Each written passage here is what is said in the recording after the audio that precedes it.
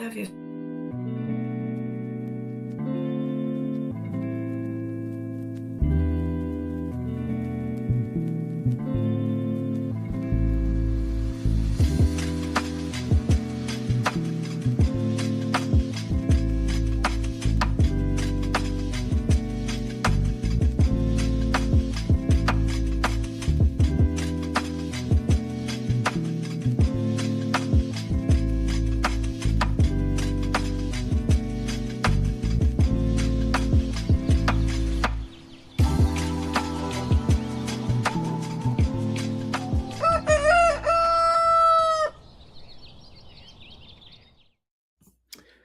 Was that live outside your house? You just did that? Yeah.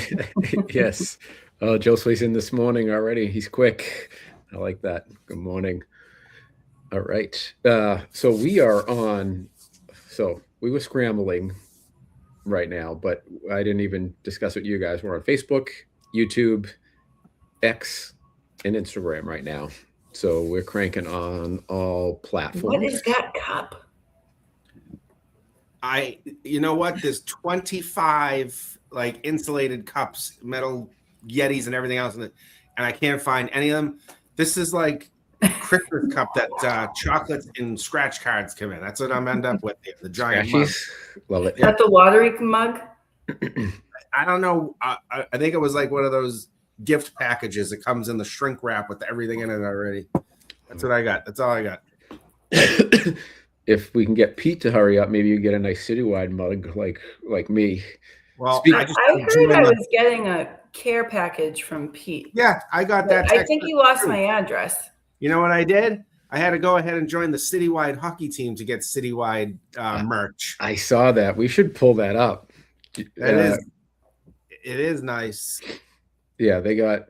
So are they going to play in a league or something? It's a 3-on-3 tournament at Warrior Arena for the SOR, SIOR, real estate investors, and it's an association across the United States. It might be worldwide, but it's a tournament at Warrior Arena March 11th from 1 to 6. So it's like a Wednesday. Yeah, is it a fundraiser or presumably? I don't know where I imagine so. I don't know where where it goes to, but yeah, I imagine it's going to be some sort of fundraiser. All right. So let's let people know what we're going to talk about today. So Boston has done some permitting reform, which I'm actually excited about. We tend to be negative here about a lot of things, but this is a good week. California is building a new city. They signed a project labor agreement for it to build it predominantly union, which we'll chat about. Banker and Tradesman had an article on how to fix permitting in Massachusetts, I guess is how I would say it. They get into some zoning stuff, they get into some permitting stuff, what works, what doesn't, and how they think we can get through it. This is going to be a long rundown today. We'll talk about data center demand and nuclear power that is hopefully going to underwrite that. And the last thing is, thanks to Citywide Contracting, Caden, can we get a ticker here? Awesome general contractors, construction managers, however you want to call it.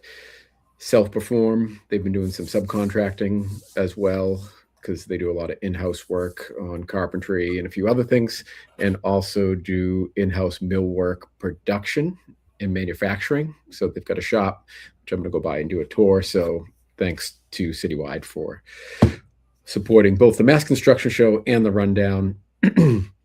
So I think we have no place else to start but Boston changes. Might as well start on a positive note. It's not very often that happens. I was thoroughly shocked. Commissioner Del Rio, follow her on Instagram, and she posted in her story a little video. The mayor was meeting at a local business that opened to talk about permitting reform, and she said this, and I was literally stunned. So here we go. Another update we shared is that new in 2026, establishments that are under 50 people in occupancy and not serving alcohol do not need to renew their certificate of inspection every year. A few of you have come into ISD asking us, is this real? Yes, it's real. If you're a small establishment that's not serving alcohol, you don't need to see us at 1010 Mass Ave each year for your certificate of inspection. And there was a lot more exciting things coming out of that. You can read the press release, follow the mayor's account, and you can see everything that we've been up to. Unmute yourselves. Oh, I'm unmuted. So pretty impressive. It's what we've kind of been saying for, or at least I've been saying for years, which is. Can I stop you for 1 second? Sure. Can you guys explain to everyone, like, maybe not everybody knows, like, what the certificate of inspection, why this is kind of a big deal? Yeah. Do you mind? Sure. And then I do want to say, Steph Capro, good morning to you as well. She says she's wearing her OG MassCon sweatshirt. Yeah, so it's, when we're always talking about 110 inspections, annual inspections, it's Chapter 1 in the building code lays out a list of uses that need to be inspected either annually, biannually, some cases it says every 5 years. And that's required in the state of Massachusetts. You've also heard us talk about there are CIs, certificates of inspections, or 110 inspections that are not getting done on particular uses because of staffing issues, and that creates a bit of a problem. So this annual inspection that a restaurant owner in this case would have to go down to ISD, pay a fee that issues an inspection report. The inspector would then call, try and schedule something, or just show up randomly at their restaurant, do the inspection, get their certificate. A lot of times you need that certificate to get your liquor license. So it's this real paper chase and it's hassle. usually like the end of the year, like the same time of, right? So it's always like just right at the end of the year, right? Oh, it's right. It ends up, what happens is at license renewal time, you need the certificate, your common victual license, your takeout license, which we'll get to in a second when I just said takeout, and your liquor license. You're supposed to have this 110 certificate, or 304 is the name of it for the legislation that does liquor license certificates.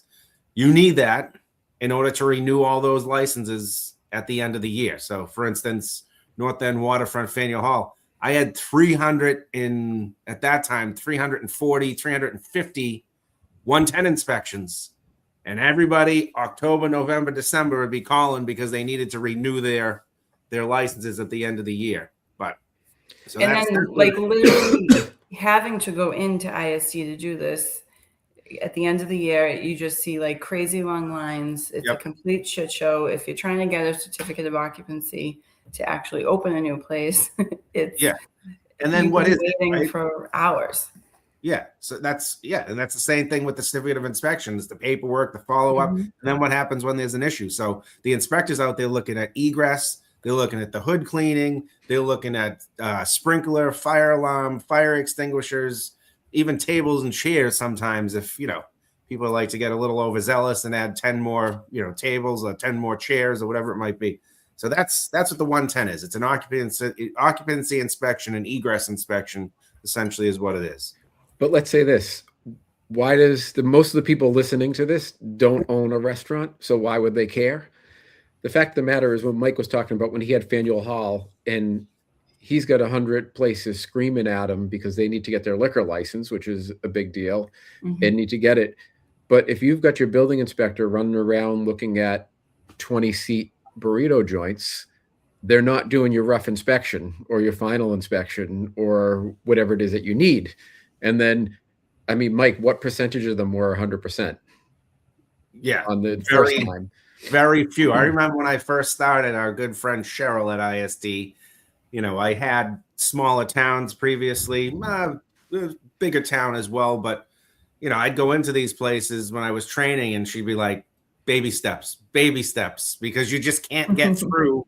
If you tried to fix everything in one shot, you would never issue I wouldn't say you'd never. You would have a hard time issuing a certificate. So let me just get to the elephant in the room if I can. Can I keep going? I've never go for it. Anyway, so the part of the issue is cities and towns, and Boston is stepping up, and other towns should do this, if you are under 50 people in a restaurant, you are not an assembly. So that's where I was kind of trying to go with this. Like when I was like, can you explain? Yeah. So under 50, even by the code, is not an assembly, thus does not require an inspection. Now, what happens over the year? Go ahead, Joe. So I was going to say, maybe start with this table right here. So this is why we call it a 110. This is the table in the code. It's in chapter 1, section 110. That tells us exactly what needs to be inspected and how often it needs to be inspected, right? So that gives the building department, the city, the municipality, the requirements for inspections, right? So an assembly occupancy is 50 or more. Under 50, if I have a restaurant and I have 40 seats, that's a B. That's a B business occupancy. It's not an assembly occupancy. But so sorry, I'm interrupting again. No, go but for it. Not just Boston, all municipalities that have restaurants that are less than 50 require CI, correct? Well, no. So most, but they're not supposed to because it's a B occupancy. It's not an assembly occupancy. So takeout places, for instance, I don't know how many takeout places I've been in. Places with one seat, right, are not supposed to be required to have an inspection. But what happens is any place with a common victual license, which is a license to serve food, right? Or in this one is it a not license to serve food, or is it a license for alcohol? That's the difference. So we're going to get to that. So if I have just a food restaurant, right, a Subway, a Starbucks, even, and I have 10 seats in that space, that's not supposed to be required to have an inspection. Now, if I have a little restaurant down the north end or down the south end that has 10 seats, but I serve alcohol, that's different. That's a 304.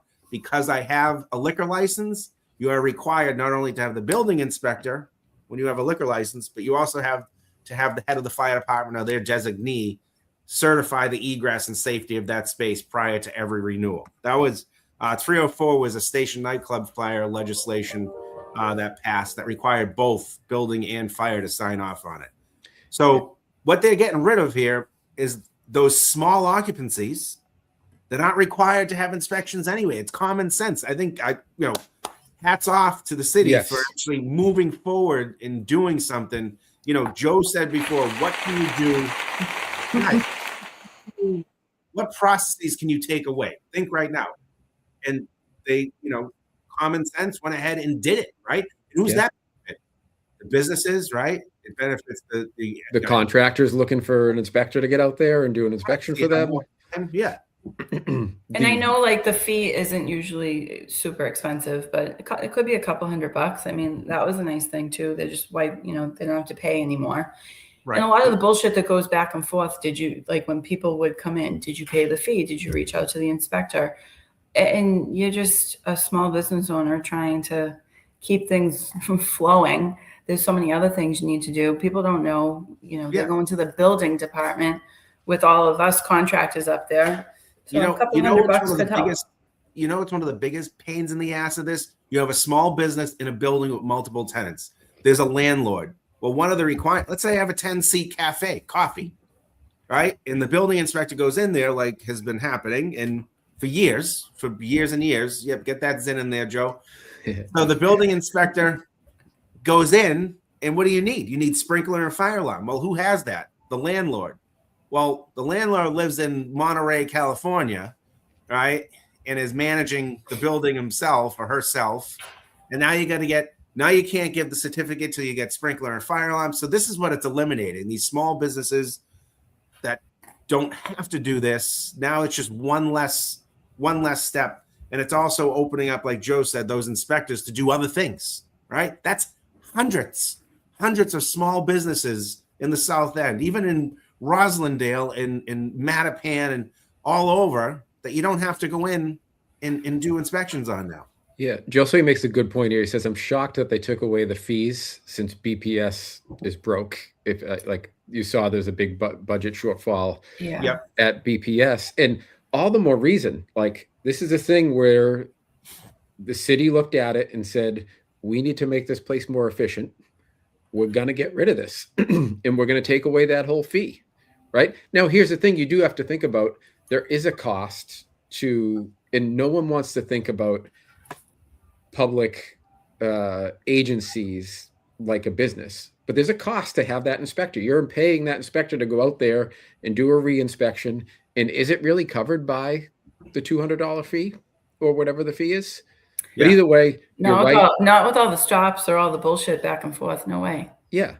But like to Joseph's point, like it's unheard of to see a municipality get rid of a fee. We're just not going to take this fee anymore.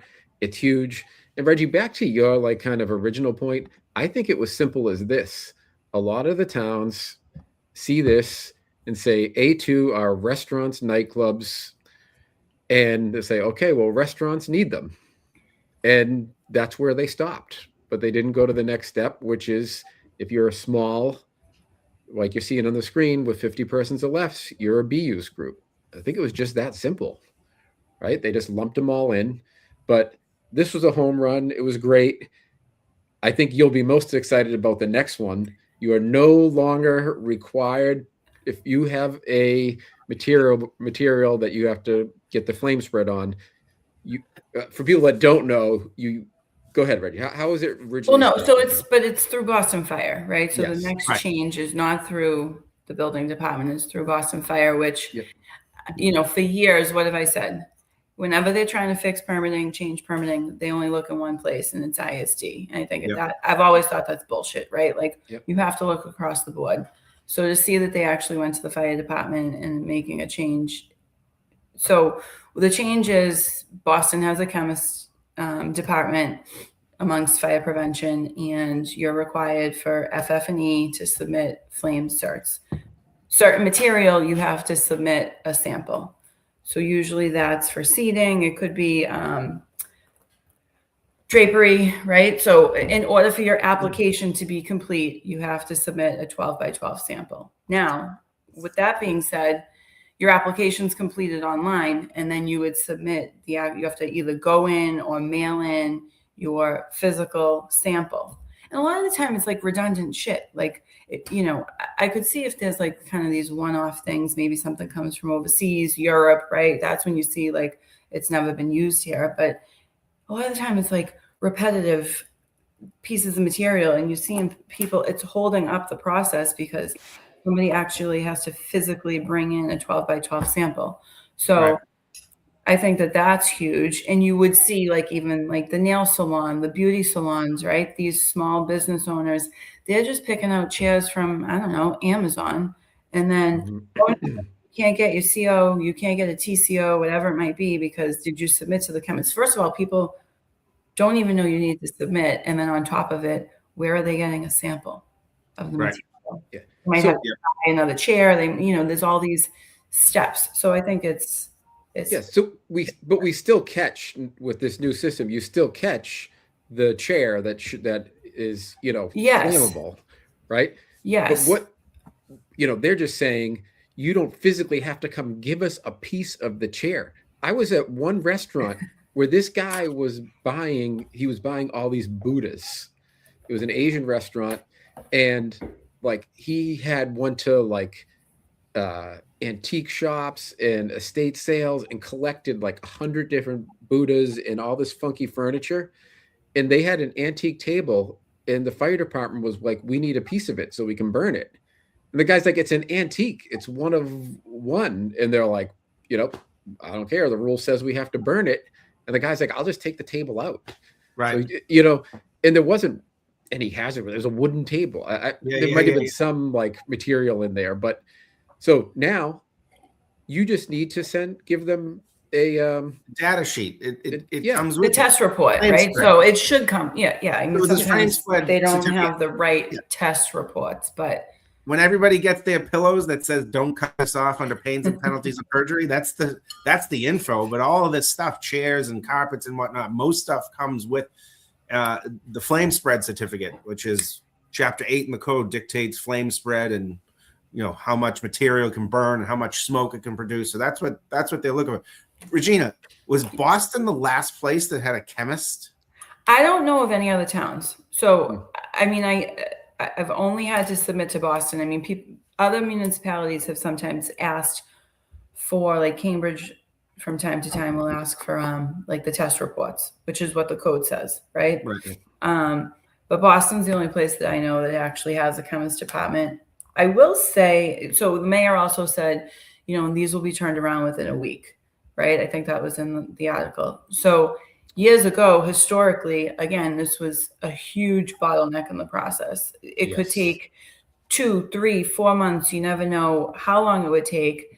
And the chemists changed over the last few years. I do think, you know, they hired more staff a few years ago. Things have been better, but this is just even another step further. You would have businesses that would be held up for, like I said, weeks, Openings, months, over like grand openings, to your point. And it was all like the small places, not all the small places. I mean, I'm always generalizing, but were they still, did they get rid of the requirement where they were looking for ceiling tiles as well? No, I still submit ceiling tiles, like Armstrong. How many times are you going to get an Armstrong test report? There's 4,000 occupancies in the city that have the same Armstrong tiles. Yeah, that's no 40,000. Like think about every office. Do you know? Here's a quiz. Sorry, I'm going to quiz you on it. From the application of a certificate of occupancy, what does the building code say that you have to have the occupancy in hand, the applicant? 10 days. I was going to say 7 to 10, but 10 days is what it says from application. You're supposed to issue it. Well, that's the next one. So they're saying they're going to put the certificate of occupancy online. I'm curious your take, Reg. Do you think that, I mean, are you not going to have to bring the binder down now? Supposedly not. So here's my take on it. It's the same thing I've said, again, if the application, and I know there's a lot of people that have worked on this, if the application asks a lot of good questions and has like easy ways to upload and make it user friendly, then I think this is like a no-brainer, right? Like, why do you actually have to go anymore? But if it gets kind of tough for the city staff and the applicant to a point where it's not easy to kind of go back and forth and ask questions, or the application is, I haven't seen it yet, right? Like, I don't know. I haven't applied online yet. But if it's a good application, I have issues with Hanson. I always have. So I don't know. We'll see. I think that one and the next one fall under remains to be seen, right? So they're going to increase the number of fire reviewers, it said. I've heard some rumblings about this ahead of time from folks. Let's see how that gets executed. So just to explain to everyone what I believe they mean is when you file a building permit, a long form, not a short form, there's a fire review. There's always been just one person. It used to be Tom O'Donnell. Now it's Tam that does the fire review. Well, what I think they're saying with this is when Tam or whomever is on vacation or out of town, there should be other people that can perform that review, because the last few years there's been an issue with he's the only one, or that particular person's the only one that can do that review. And I think there might be an attempt to have on some of the non-complex ones, the other plans examiners do the fire portion on small. And now, are there certain credentials that you need to have, like, to be able to perform that review, or is that? No, you could get a fire plan review certification through the ICC. But not all plan reviewers have that. Most likely, most of the plan reviewers don't have that. The building commissioner certification has a portion of that is considered plan review, right? So when you get your commissioner certification, or CBO as they call it, nationally certified building official, that's the commissioner's level. There is a level of plan review that's attached to that certification. It's assumed that you're also a plan reviewer, and it includes fire review. So, but as Joe said, there is a separate certification you can take for fire plan reviewer. Okay. So just one thing. So our move from just Instagram to multiple platforms is going well. We got a couple, Joe Parzachek on YouTube, Koki Real Estate. somebody on Facebook. So we're getting some engagement, which is nice. But I would say, mom 992811 as well, whoever that is. Hey, mom. Katie Gibbs, great info. She says, does this go into effect immediately? I didn't see that in the press release, but I think so. Because if you listen to Tanya's video there, she said she's already having restaurant tours say, is this real? I think that might be in effect. Yeah.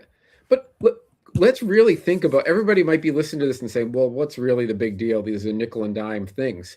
These are huge. You might not grasp it. How many collective hours are spent on restaurant CIs? How many hours are spent on collecting ceiling tiles, fabric from everything in your space, sending it to a chemist, having it burnt? Like we're going to save, I don't think I'm going to be over the top here, hundreds of thousands of hours in a year. Yep. And how much money is that? This is huge. This is really huge. Those first two ones are huge. The other two remains to be seen. You got to execute on them. But I was stunned. I responded to that Instagram story. I just said, wow, with like an exclamation. Like I was like, this can't be true.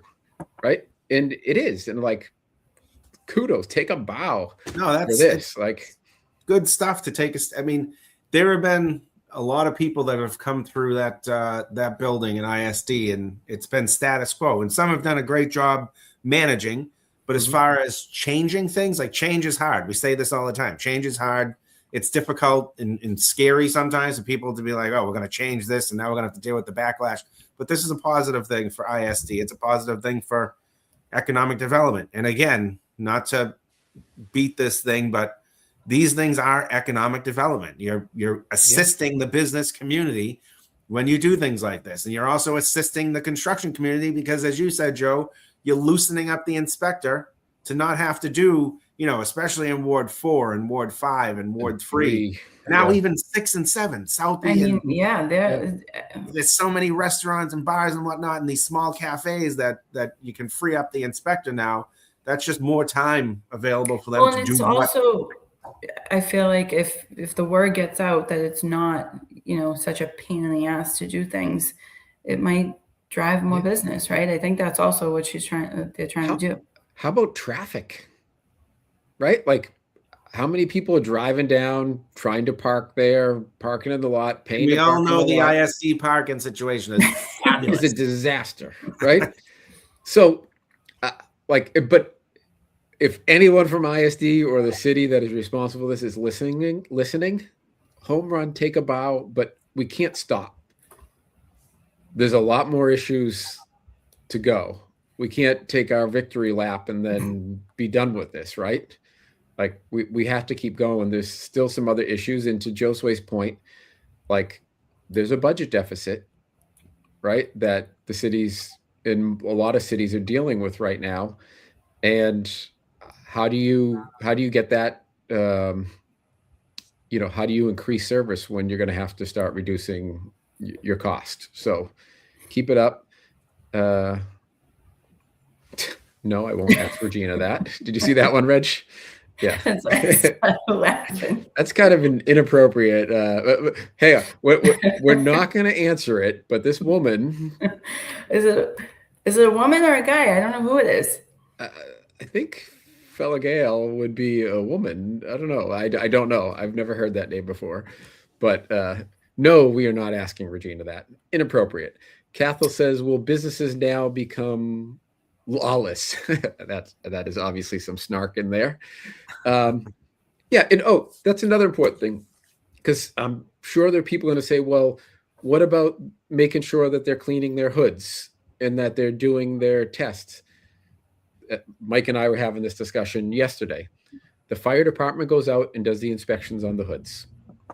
The health department goes out and does inspections. So these not like you're going to not have these spaces inspected. Instead of 3 inspections, we're now going to have 2. Right.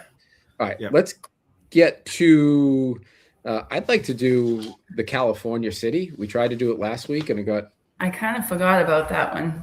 That's all right. You remember the gist of it, right? Yeah, but I do have one question. Sure. So I'm not seeing the Instagram comments. Am I supposed to? So remember, Mike, I are was you saying seeing them? You got to go on the on your phone. Yeah, the only thing with StreamYard is they won't integrate the Instagram ones. Okay. So I have my phone up beside me and I'm watching it that way. Okay. So I'm nervous it's gonna no, it shouldn't affect. And then next week, we didn't have time this week, but you know how I made you guys administrators on StreamYard? Mm-hmm. We'll go through it and we'll get yours and Mike's linked into this. So Okay. It'll go out to your people as well. Gotcha. All right. So California, there is a developer that is looking to build an entire new city. It's 70,000 acres. The group is called California Forever, approximately 110 square miles. They entered into a project labor agreement to build it union for the infrastructure, public works, major commercial, office, retail, industrial, defense, and energy projects being built using union labor, project labor agreement. The only thing you see not in there is residential. And that was similar to Suffolk Downs, right? Because I think trying to build union residential, I don't think it's going to be cost effective when they're trying to keep the cost of housing down. So that was the agreement. This is massive. They're talking about 40 years building an entire new city. Caden, if you can throw up some of the pictures of this, they're going to build power plants. They're going to build, throw a few of them up, Caden, because I want to just refresh. Look at we have transit in there, right? They're going to have like a kind of like a MBTA surface train system. I think I saw something Fusion. Yeah, Fusion Energy Inc. Like they're going all out. And I think this could be extremely impressive. They made a good little point. Like if you look at that, they also talked about they're going to have like farmland around there that they're going to keep so you can't build on that. They're also going to build a port.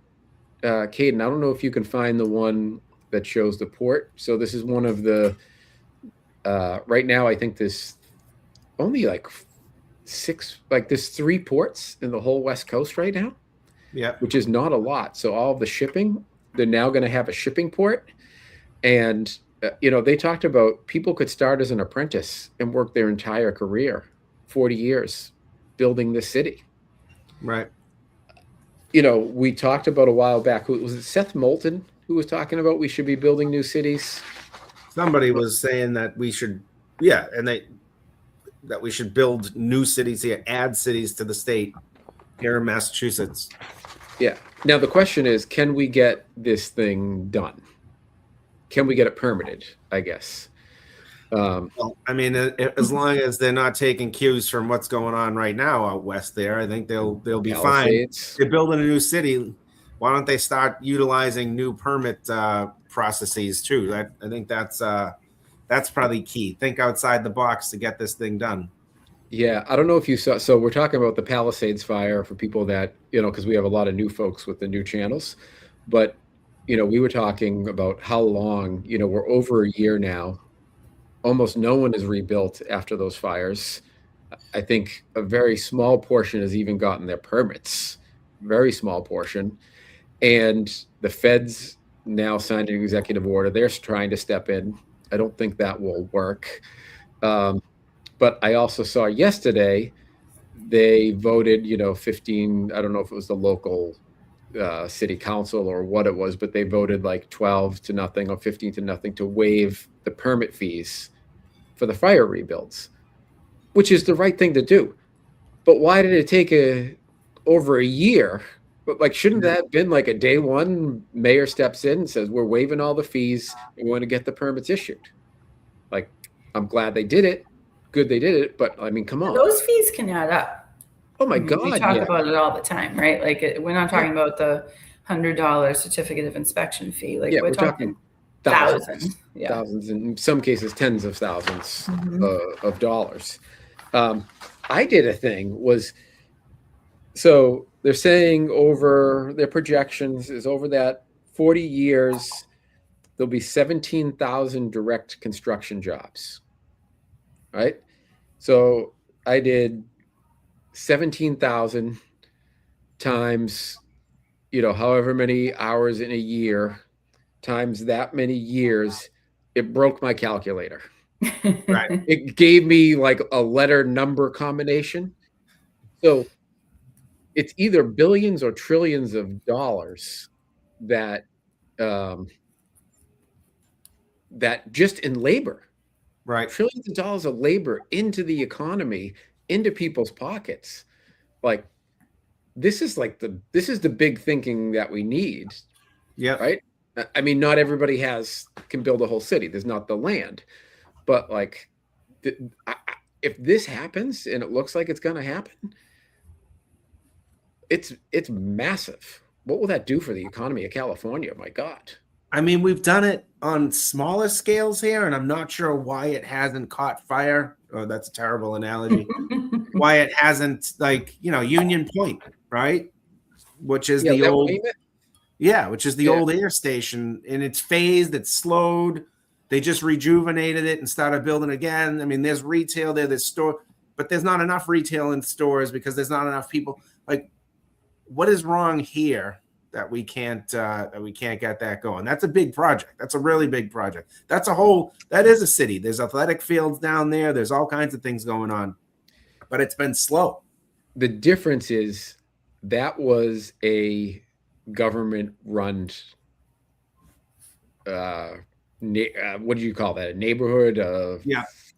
Neighborhood, right? They had an executive director that was like a quasi-government appointee, and it just got bogged down. And they were trying to deal with, the Weymouth and neighboring towns and their like impact on the neighboring towns, and it just got all bottlenecked. This is a private builder, and presumably it's in its own jurisdiction, right? So it's not going to be the existing town stepping in and gumming up the works. So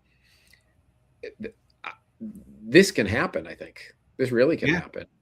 And I don't think, unless, I mean, you hear the notorious Coastal Commission out in LA, maybe because it's a port city. Yep. That could slow things down. Steph was saying, waive the fees and make like 3 template houses that people can fix them if they want to excel. So there's been a lot of talk about this idea. I'm going to paraphrase, which is like they say, create, some cities and towns have already done this, create model homes and say, if you pick from any of these, it's as of right. We don't need to do a plan review. You're good. You meet the setbacks. We'll issue the permit. And Steph's saying go one step further and waive the fees there. Right.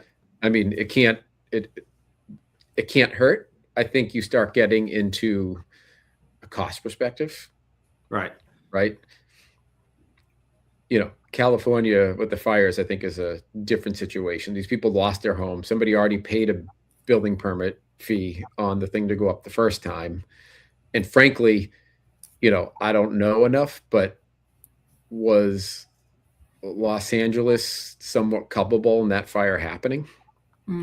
Well, that's a whole conversation. I think we talked about that. We did. The report that came out, and they kind of try to sugarcoated it and whitewash it a little bit, right? So you didn't do proper maintenance in the city, and you had a lousy response, and there was the water that they were supposed to, I don't know if it was like a pond or a holding tank or whatever, that was empty when the fire happened. So like the city was incompetent, and now you're going to take a fee from me because I have to rebuild my home that you more or less burnt down on me. Seems kind of unreasonable. Right. Timmy says, if you're building a whole new city, didn't you get to build a whole new city building department too? Good point. That's what I mean. If they can think outside the box there, and if you're building a new city and they have their own, there's still going to be state requirements, right? Environmental and everything else. But if you're think outside the box, do it differently. That's and then use it as a model for everybody else. If you think outside the box, think progressively. How do we do this quickly, efficiently, and safely? That's the way to do it, right? Get it. Stop the process. Stop the whole red tape. That's what we started with today, right? Get this through and do inspections. There's enough eyes on projects that, get the permits out the door, let the architects handle, the design, or even in a single family home, the designer, whoever it is, and then you triage in the field. That's the way that it works. Yeah. In Massachusetts, we have construction control as well. That's watching it. We got third-party inspectors everywhere for everything. That's the ICC's new favorite thing, is special inspector on everything. Yep. And it's like, well, what's the building inspector and the construction control and everybody else doing if now we have a third-party person on top of it for steel, concrete, fireproofing, fire safing, mass timber, like soil compaction. How about steel storage racks 8 feet or higher now require separate construction control? Yeah. So I'm being awakened to like YouTube. I think it's just all perverts over on YouTube. Maybe I didn't miss that. It's a little different than Instagram. So they want to know if Regina is taken. They want to know, I don't know about what. But yeah, so YouTube is Regina doing it on her phone on the side. Yeah, is that you on that's what I'm doing. Yeah. And now that mom 92811, is that my mom? Is it your like what? Who is this? It's somebody's mom. I Somebody's think. mom. It's not my mother. She doesn't even know how to get on YouTube. It's YouTube. If it's a stepmom, I don't know. So should we hit we got 3 minutes. Do you want to go over that banker and tradesman? Yeah, but I think that has a lot of good information that we need to. We've been talking about a lot of this stuff for a while, and now they're going over it as well as far as process and whatnot. But yeah, so I'll give a quick rundown of what it was. It says the tagline was "Real improvements must go deeper than a shot clock," right? Because everyone loves these shot clocks, and like Mike was talking about, there's stuff in the code that says you have to respond to a permit within 30 days, issue a CO within 7, these little shot clocks. Like, that's great. But if nobody's following the rules, like, you can say all you want. Like he talked about here, I think there was one municipality that said there needed to be an answer within 6 weeks, ADUs. They had to be an answer within 6 weeks, and the average time to issuance was 6 months. Mm-hmm. Yeah. Yep. Well, that shot clock ran out a long time ago. Right. So they're saying that we've made some progress here. Cambridge making 6 stories as of right everywhere in the city. We've allowed ADUs as of right. We got the MBTA Communities Act. But he was saying that this author, Andrew McCullough, who I just recorded with for the Mass Construction Show, that's going to be a great episode. We covered all things housing and ballot questions, proposed and in place laws around housing in Massachusetts. So probably 2 weeks that's going out. So listen to the Andrew McCullough, and this is his article. He really said we need to go after permitting. His point was that when you try to pass these big laws, there's a lot of fights, but 86% of people say we need to issue permits faster. Nobody's going to fight it, right? So, Joe, so just permitting on like a more of an entitlement scale also, yes. Right? Like, so not just the building permit. The building permit application. Yeah. It was focused more on entitlements also. Yeah. So it was within 60 days, and they said they exceed 6 months.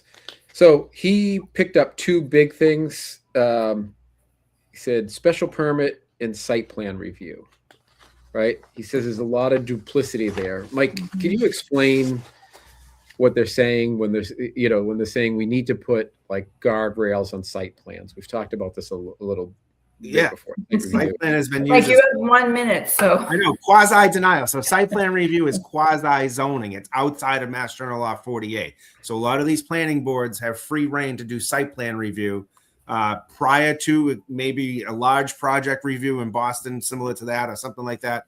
A certain projects require site plan review. They can be timely, they can be costly, depending on the planning board, because they don't have many rules as far as how they operate. It could go 5, 6, 7, 8, 9, 10 meetings, 2 years on site plan review. So some neighbors get involved, and some municipalities use this to run out a clock on a developer so that they don't build in their town, or they don't build what they don't want in their town as a planning board, right?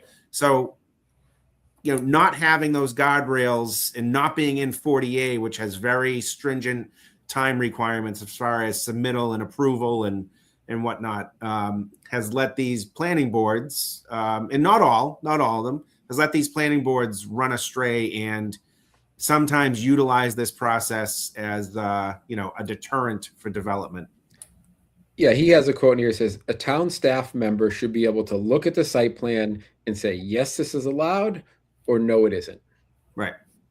Not this, hey, do we want to allow this? Do we like this? Do we do not like this? And he also said, you have elected people to the board that are not technical. No. So planning boards can be elected or they can be appointed. A lot of planning boards are elected.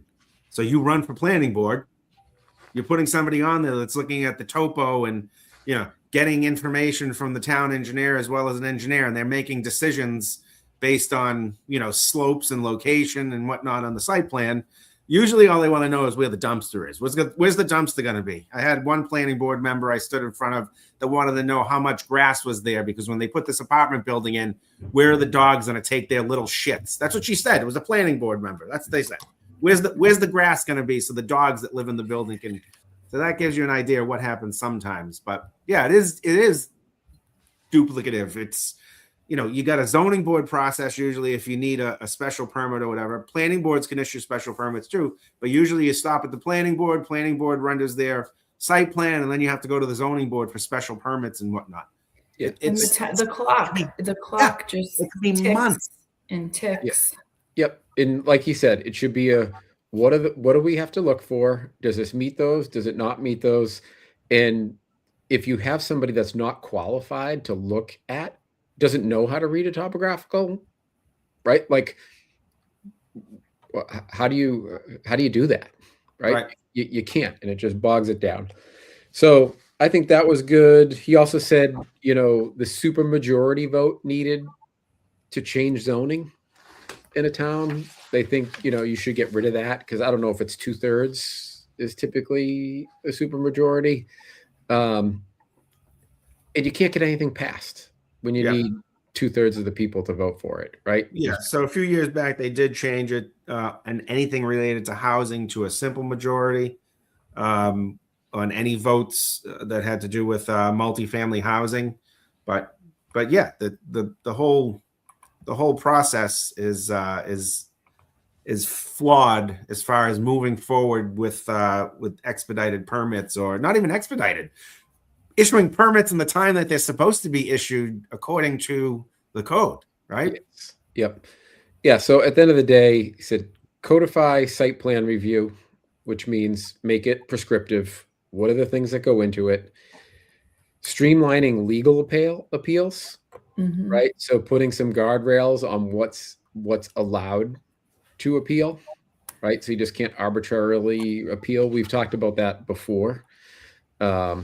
Where people going after shadows and all crazy stuff just to slow people down, burn out their money. If they're not a big developer, you can bury somebody in legal fees and kill a project. So we got to go after that. And then reducing the supermajority. So those are his 3 suggestions. I think they're good suggestions. And there are 3 bills they're up at the State House, right? Is that? There's a few different ones that are circulating through between 40Y with the starter homes. And I wasn't aware of the other ones to change the voting process. And I think part of that is not just voting to change bylaws, but I think it's voting at the actual Board of Appeals, the requirements to approve. I think that's what it said. The actual votes at the time of an act to establish common sense permitting reform for businesses, landowners.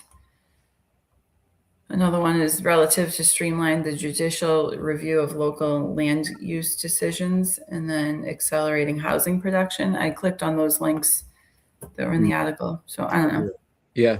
And then one thing, if people don't listen to that Andrew McCuller episode, there is a ballot question coming up, which is it's titled Legalize Starter Homes that Andrew's working on. Go look that up. If you can sign a petition, they're just raising money to do this kind of grassroots. So I know right now they're in debt a little bit because the amount of money it cost them to get the first 70 something thousand signatures. They had to pay somebody to organize that. So if you can support that, if you want starter homes and that are affordable, this ballot question would help make that happen. So if you can look up legalized starter homes, that would be great. If you're here in Massachusetts and support that in some way, I think that will be what Steph's looking for, right? Because Steph's in that camp, young person looking to try and get their first home here in Massachusetts, and they're looking at $500,000 teardowns. It's not doable. It doesn't work. All right. Thank you, Reggie. Mike, if you can just leave StreamYard open so we can get the download, that would be great. Thanks to everybody that's listening. Thanks to the new folks on X, Facebook, YouTube, to the OG. The YouTubers are the best. Yeah, the YouTubers are best. They're a wild bunch. And thanks to the Instagram folks that have been with us forever. Steph, Timmy, Josue, Chris McWhite, Katie jumping on today. You guys are great. Cathal, all of our usuals. All right. See you guys next week. All right. See you next week. Thanks, Caden.